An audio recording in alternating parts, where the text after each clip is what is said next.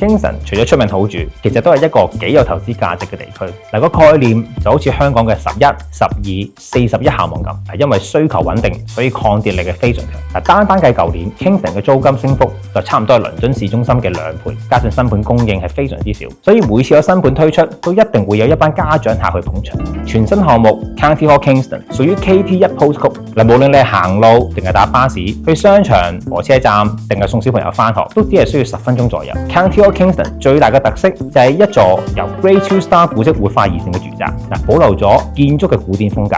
我自己嘅私心推介就會係新座嘅 apartment， 因為兩邊嘅戶型價錢係差唔多，但係新座就會有露台，間屋係會開揚啲。今次第一期推出，淨係當地嘅 interest 已經非常之高，所以如果有興趣知多啲，就立即聯絡我哋 JLL 海外物業啦。